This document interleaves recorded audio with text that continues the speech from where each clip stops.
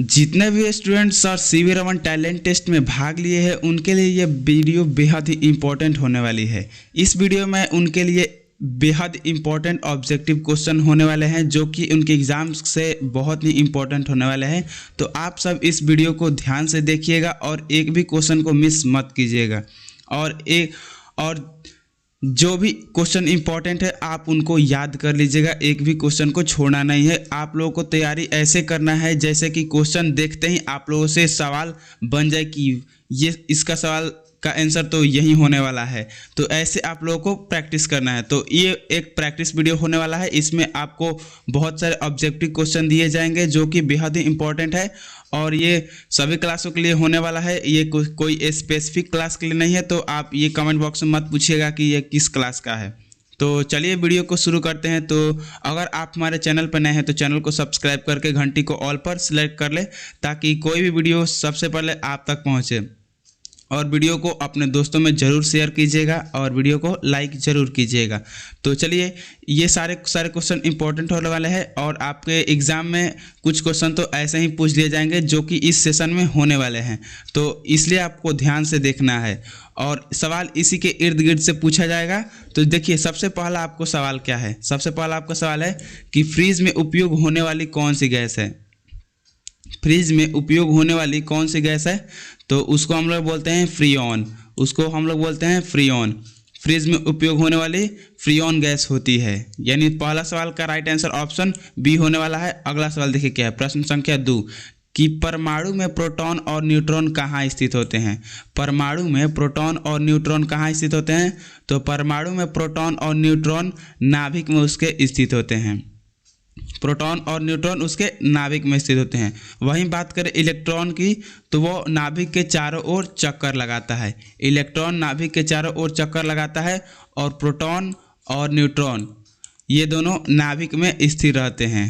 Proton पर कौन सा आवेश होता है, तो प्रोटॉन पर प्लस आवेश होता है, न्यूट्रॉन पर वहीं कोई आवेश नहीं होता है। वहीं बात करें इलेक्ट्रॉन की, तो इलेक्ट्रॉन पर माइनस आवेश होता है। और कितना आवेश का मान होता है आप हमें कमेंट बॉक्स में बताइए कि प्रोटॉन और न्यूट्रॉन पर आवेश का मान तो सेम ही रहता है। साइन का आप लोग नहीं लिखेगा, आप बस इतना बताइए कि उसका मान कितना होता है। कमेंट बॉक्स में बताइए आप लोग।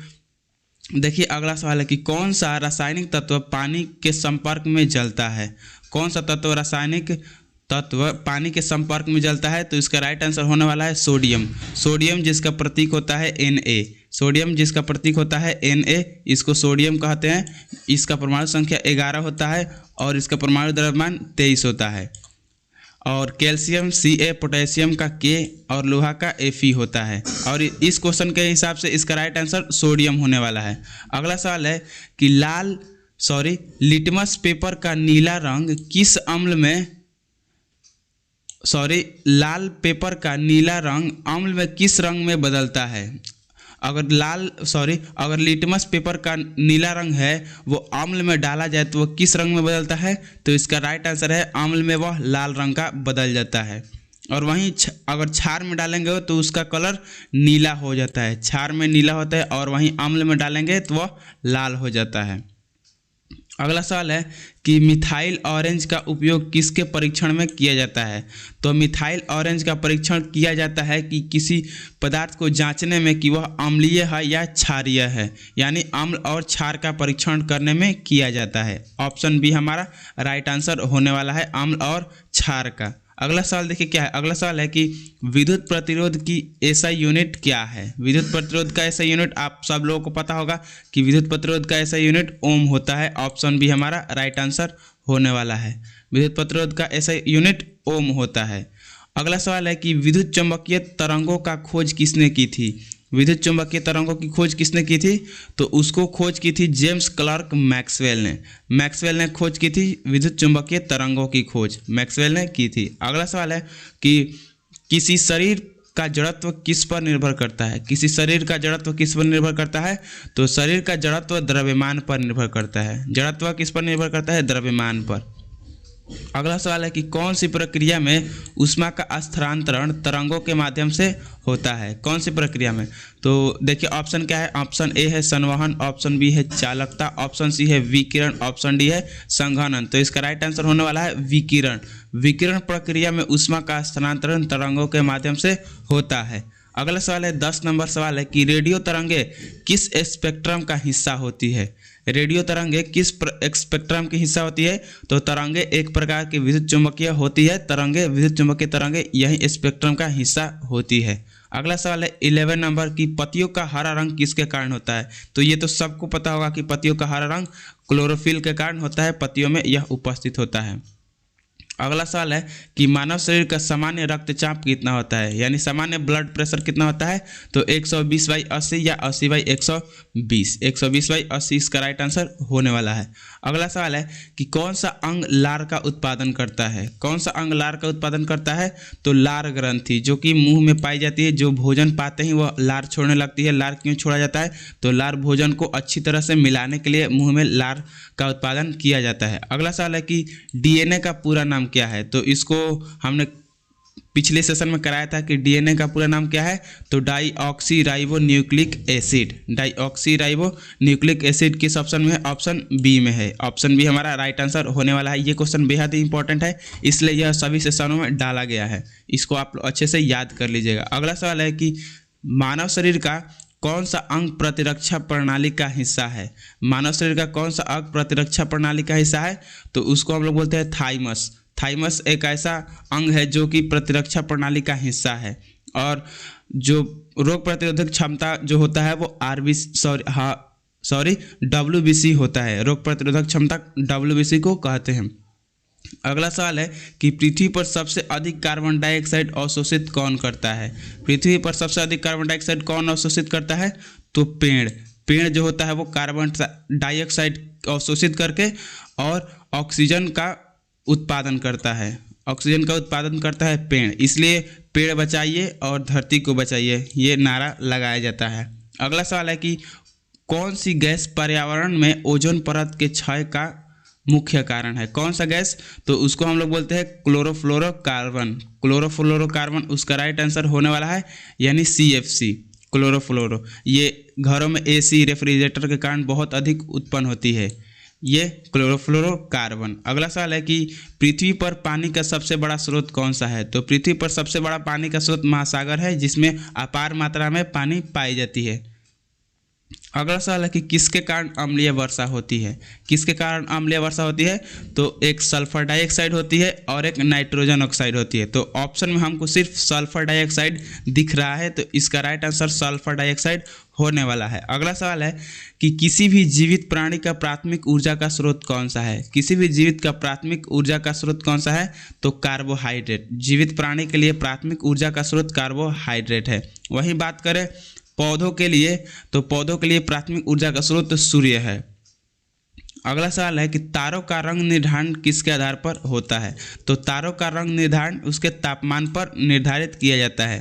तारों का रंग तापमान पर निर्धारित किया जाता है कि लाल होगा कि पीला होगा कि नीला होगा, यही तारों के रंग का निर्धारण किया जाता है। अगला सवाल है कि किस ग्रह का नाम रोमन देवता युद्ध के नाम पर रखा गया है। किस ग्रह का नाम रोमन देवता युद्ध के नाम पर रखा गया है। तो इसका राइट आंसर होने वाला है मंगल। मंगल ग्रह का नाम रोमन देवता युद्ध के नाम पर रखा गया है। अगला सवाल है कि पृथ्वी की परिक्रमा करने वाले उपग्रहों को किस श्रेणी में रखा जाता है। पृथ्वी की परिक्रमा करने वाले उपग्रहों को किस श्रेणी में रखा जाता है। तो उसको हम लोग कृत्रिम उपग्रहों के श्रेणी में रखते हैं। एक चंद्रमा ही एक प्राकृतिक उपग्रह है जो कि पृथ्वी की परिक्रमा करता है। वैसे जो और सारे उपग्रह है वो कृत्रिम है, जो कि कृत्रिम उपग्रह की श्रेणी में रखा जाता है। अगला सवाल है कि सूर्य की सतह का औसतन तापमान कितना होता है। सूर्य की सतह का औसतन तापमान जो होता है वो 55 से लेकर 6000 डिग्री सेल्सियस तक होता है। जो बाहरी परत होता है उसका तापमान 5500 डिग्री सेल्सियस होता है। वही उसके थोड़ा सा अंदर आप लोग चले जाइएगा तो उसका तापमान होता है 21 लाख डिग्री सेल्सियस। लेकिन यहाँ पर क्वेश्चन पूछ रहा है कि सूर्य की सतह का, तो उसको हम लोग 5500 डिग्री सेल्सियस होता है, और इसके अंदर जो एक परत होता है उसको हम लोग कोरोना कहते हैं, जिसका तापमान 21 लाख डिग्री सेल्सियस तक होता है। और पृथ्वी के वहीं बात करें कोर की, यानी पृथ्वी की नहीं सॉरी, वहीं सूर्य की कोर की बात करें तो उसका तापमान 1 करोड़ डिग्री सेल्सियस तक होता है। अगला सवाल देखिए क्या है कि कौन सा ग्रह अपनी धुरी पर सबसे तेज गति से घूमता है। कौन सा ग्रह अपनी धुरी पर सबसे तेज गति से घूमता है? तो बृहस्पति 9 घंटे में अपनी धुरी पर घूम जाता है बृहस्पति। यह इसका राइट आंसर होने वाला है बृहस्पति। ये सबसे बड़ा ग्रह भी होता है। अगला सवाल है कि किस प्रकार की ऊर्जा में वायु के कण दोलन करते हैं। किस प्रकार की ऊर्जा में वायु के कण दोलन करते हैं? तो ध्वनि ऊर्जा एक प्रक्रिया है जिसमें ऊर्जा वायु के कण दोलन करते हैं, ऊर्जा में वायु के कण दोलन करते हैं। अगला सवाल है कि विद्युत धारा को मापने के लिए कौन सा यंत्र होता है? तो उसको हम लोग एमीटर बोलते हैं। अमीटर उसको बोलते हैं जिससे विद्युत धारा का माप किया जाता है। वहीं बात करें वोल्ट मीटर, तो इसको हम लोग वोल्टेज को मापने में किया जाता है। एमीटर जहाँ पर श्रेणी क्रम में जोड़ा जाता है, वहीं वोल्ट मीटर को समांतर क्रम में जोड़ा जाता है। और वोल्ट मीटर पर V साइन रहता है और ए मीटर पर A साइन रहता है। अगला सवाल देखिए क्या है कि किस प्रकार का दर्पण दूरदर्शी यानी टेलीस्कोप में प्रयोग किया जाता है। किस प्रकार का दर्पण? तो इसका राइट आंसर हो जाएगा अवतल दर्पण यानी ऑप्शन ए हमारा राइट आंसर होने वाला है। और किस प्रकार का अगर लेंस बात करें तो उत्तल लेंस जो होता है वो वस्तुओं का बड़ा प्रतिबिंब बनाता है, इसलिए उसका प्रयोग किया जाता है। अगला सवाल है कि द्रव्यमान और वेग के गुणनफल को क्या कहते हैं। द्रव्यमान यानी m और वेग यानी v, तो इसको p से सूचित, p बराबर होता है, p को क्या कहते हैं? तो संवेग को इंग्लिश में p से सूचित किया जाता है, यानी संवेग का गुणनफल होता है द्रव्यमान और वेग। अगला सवाल देखिए क्या है कि रेडियोधर्मिता यानी रेडियो एक्टिविटी के माप के लिए कौन सा इकाई का उपयोग होता है। तो इसको क्यूरी, इसकी खोज क्यूरी महोदय ने किया था, इसलिए इसका माप का जो इकाई होता है वो क्यूरी ही रख दिया गया है। अगला सवाल देखिए क्या है। अगला सवाल है कि मानव शरीर की सबसे छोटा हड्डी कौन सी होती है। मानव शरीर की सबसे छोटी हड्डी, तो मैंने आपको पहले भी कराया है कि मानव शरीर की सबसे छोटी हड्डी स्टेपस होती है। और वहीं बात करें सबसे बड़ी हड्डी की, तो सबसे बड़ी हड्डी होती है फीमर। तो फीमर कहाँ होती है? फीमर हमारे जांघ में होती है। और वहीं बात करें स्टेपस, तो स्टेपस हमारे कान की हड्डी होती है। अगला सवाल है कि मानव में रक्त जमने के लिए कौन सा विटामिन आवश्यक होता है। मानव में रक्त जमने के लिए कौन सा विटामिन आवश्यक होता है? तो विटामिन के मानव शरीर में रक्त जमने के लिए आवश्यक होता है। वहीं बात करें कौन सा जो रक्त के कण होते हैं जो मानव रक्त को जमाते हैं, रक्त में कौन सा एक ऐसा पदार्थ पाया जाता है जो रक्त को जमने में मदद करते हैं, तो उसका राइट आंसर होने वाला है प्लेटलेट्स। इसको हम लोग रक्त पट्टिकाणु भी कहते हैं। अगला सवाल है कि डीएनए अणु का कौन सा भाग आनुवांशिक जानकारी वहन करता है। डीएनए अणु का कौन सा भाग आनुवांशिक जानकारी वहन करता है? तो इसका राइट आंसर होने वाला है ऑप्शन सी। ऑप्शन सी क्या है? तो ऑप्शन सी है न्यूक्लियोटाइड्स, जो डीएनए अणु का ऐसा भाग है जो आनुवांशिक जानकारी का वहन करता है। अगला सवाल देखिए क्या है। अगला सवाल है कि मानव शरीर की रक्त नलिकाओं में किस प्रकार का रक्त संचारित होता है। मानव शरीर की रक्त नलिकाओं में किस प्रकार का रक्त संचारित होता है? तो यहाँ पर कोई स्पेसिफिक रक्त नलिकाओं की बात नहीं कर रहा है, तो इसलिए हम लोग यहाँ पर बोल देंगे सभी प्रकार का रक्त। वहीं बात करता है कि धमनियों में, तो धमनियों में हमेशा शुद्ध रक्त प्रवाहित होता है। वहीं बात करता अगर धमनियाँ और शिरा में बात करता है तो अशुद्ध रक्त वहाँ पर हो जाता है। अगला है सवाल कि श्वसन तंत्र का प्रमुख अंग कौन सा है। तो श्वसन तंत्र का प्रमुख अंग फेफड़ा है। श्वसन कहाँ से स्टार्ट होती है? तो श्वसन हमारे नासिका से ही स्टार्ट हो जाती है, यानी श्वसन तंत्र का प्रमुख अंग फेफड़ा है। फेफड़ा क्या है? फेफड़ा हवा को शुद्ध करने का कार्य करता है। अगला सवाल है कि पृथ्वी की ओजोन परत किस परत में स्थित होती है। ओजोन परत, तो ओजोन परत हमारे समताप मंडल में स्थित होती है। ऑप्शन बी हमारा राइट आंसर होने वाला है। अगला सवाल है कि कौन सा गैस ग्लोबल वार्मिंग का प्रमुख कारण है। कौन सा गैस ग्लोबल वार्मिंग का प्रमुख कारण है? तो कार्बन डाइऑक्साइड ग्लोबल वार्मिंग का प्रमुख कारण है। ऑप्शन सी हमारा राइट आंसर होने वाला है। अगला सवाल है कि वर्षा जल का पीएच मान क्या होता है। वर्षा जल का पीएच मान सामान्यतः यानी नॉर्मली क्या होता है? तो वर्षा जल का जो पीएच मान होता है वो अम्लीय होता है और नॉर्मली 5.6 होता है इसका पीएच मान। अगला सवाल है कि भारत में वन संरक्षण अधिनियम कब पारित किया गया था। भारत में वन संरक्षण अधिनियम कब पारित किया था? तो उसको पारित किया गया था 1980 ईस्वी में। वन संरक्षण नियम 1980 ईस्वी में पारित किया गया था। अगला सवाल देखिए क्या है कि कौन सा जीव सबसे अधिक जैव अपघटन में सहायक होता है। कौन सा जीव सबसे अधिक जैव अपघटन में सहायक होता है? तो बैक्टीरिया। बैक्टीरिया जो होता है वो जैव अपघटन में सबसे अधिक सहायक होता है।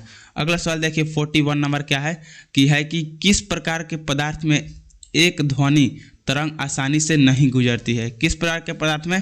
तो निर्वात में ध्वनि तरंग नहीं गुजरती है। मैंने आपको पहले ही बताया कि निर्वात में ध्वनि की चाल शून्य होती है, यानी ध्वनि तरंग नहीं जा सकती। ध्वनि एक ऐसा तरंग है जिसको जाने के लिए माध्यम की आवश्यकता होती है। तो कोई सा भी वह माध्यम धातु भी हो सकता है, ठोस भी होता है, और द्रव भी हो सकता है, और गैस भी हो सकता है। लेकिन सबसे अधिक ध्वनि तरंग धातु में होती है, यानी ठोस में होती है सबसे अधिक। और अगला सवाल है कि कौन सा ग्रह अपने अक्ष पर उल्टा घूमता है? कौन सा ग्रह अपने अक्ष पर उल्टा घूमता है? तो शुक्र जो है वो अपने अक्ष पर उल्टा घूमता है। दो ऐसे ग्रह होते हैं जो अपने अक्ष पर उल्टा घूमते हैं, एक शुक्र होता है और एक अरुण होता है। यह अपने अक्ष पर उल्टा घूमता है। अगला सवाल है कि दिशा मापने के लिए कौन सा उपकरण प्रयोग में लाया जाता है? तो दिशा मापने के लिए एमीटर नहीं, कंपास जो होता है वो दिशा मापने के लिए प्रयोग किया जाता है। कंपास हमेशा नॉर्थ दिशा में ही पाया जाता है। उसमें एक प्रकार का चुंबक लगाता है। चुंबक का एक ऐसा होता है जो हमेशा नॉर्थ और साउथ दिशा में ही रहता है। तो उसी के माध्यम से दिशा मापने का प्रयोग किया जाता है। अगला सवाल है कि विद्युत चुंबकीय प्रेरण का सिद्धांत किसने प्रतिपादित किया गया था? तो उसका प्रतिपादित किया था फैराडे महोदय ने, यानी माइकल फैराडे। ऑप्शन सी हमारा राइट आंसर होने वाला है।